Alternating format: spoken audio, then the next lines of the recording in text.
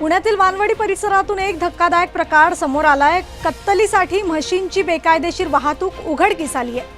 पशुकल्याण अधिकाऱ्यांच्या तत्पर कारवाईत एक संशयित टेम्पो अडवण्यात आला आणि तपासात तब्बल 7 म्हशी अमानुष पद्धतीने कोंबून नेल्या जात असल्याचे प्रकार समोर आले।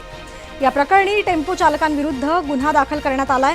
मात्र गंभीर आरोप असा आहे की पोलिसांनी हा टेम्पो कसायांच्या ताब्यात दिला। या घटनेनंतर गोरक्षा सामाजिक संस्था पुणे आक्रमक झाली असून वानवडी पोलीस स्टेशन समोर आमरण उपोषण सुरू करण्यात आले आहे। आता या प्रकरणात पोलिसांची पुढील भूमिका काय असणार याकडे आता सर्वांचे लक्ष लागले।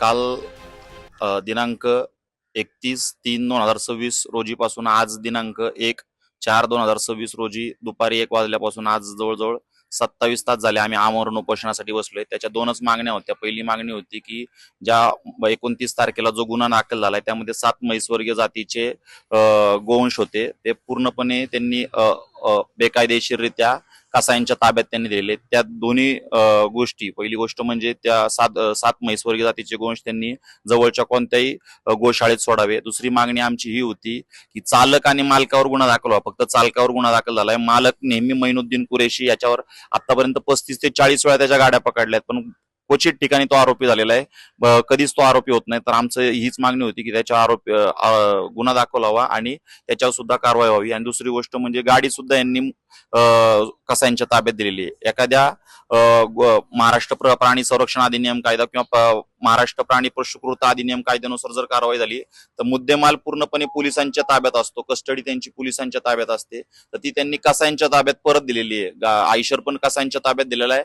आणि मुद्देमाल सुद्धा कसायांच्या ताब्यात दिलेला आहे। तर आमची प्रशासनाला वीज विनंती आहे, आज 27 तास झाले आम्ही या ठिकाणी आमरण उपोषणासाठी बसलेले। या दोन्ही गोष्टी त्यांनी लवकरात लवकर गोशाळेत आणून सोडाव्यात अशी आम्ही प्रशासनाला नम्र विनंती करतो। आणि ज्या SDPI म्हणून कुठली संघटना आली त्यांनी गोंधळ घालून इथं प्रशासनावर दबाव टाकून त्यांनी प्रशासनाला आणि इथल्या पोलीस अधिकाऱ्यांना कारवाई वेगळ्या पद्धतीने करण्यासाठी प्रवृत्त केलं। तर आमची अशी मागणी तर त्यांच्यावर सुद्धा काही प्रमाणात गुन्हे दाखल व्हावेत।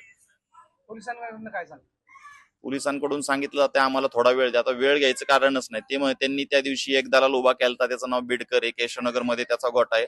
तिथून जाऊन फक्त गोशाळेतून ती जनावर उचलायची आणि गोशाळेत नेऊन ठेवायची।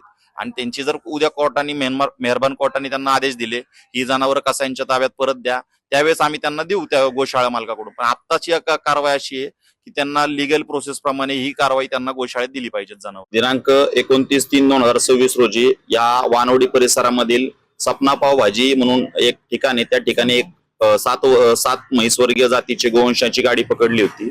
तर ती गाडी पूर्णपणे कत्तलीला होती अशी माहिती होती आणि त्या माहितीच्या अनुषंगाने माहितीचा फॉलोअप घेत असताना सपना पाव भाजीच्या इथं ती गाडी पकडण्यात आली आणि ती गाडी पोलीस स्टेशनला घेऊन येत असताना ती गाडी पापा शेख नावाच्या सराईत गोतस्करांनी ती गाडी पळवली।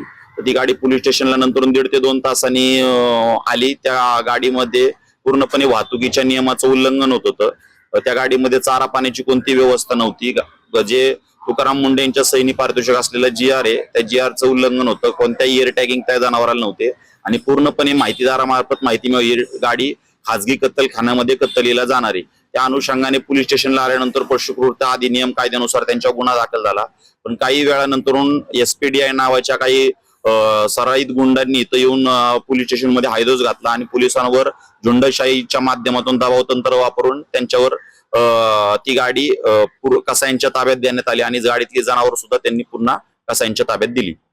काय तुमची मागणी आहे आता आणि पोलीस प्रशासनाचं काय म्हणणं? आज सकाळपासून आम्ही इथं आमरण उपोषणाला बसलेलो आहे 11 वाजल्यापासून आणि आमची हीच मागणी आहे की कोणताही पशुकृत अधिनियम कायदा असू द्या किंवा महाराष्ट्र प्राणी संरक्षण अधिनियम कायदा असू द्या, या कायद्याच्या अंमलबजावणीनुसार गुन्हा नोंद झाल्यानंतर ती नजीकच्या कुठल्याही गोशाळेत ती जनावर सोडावी लागतात।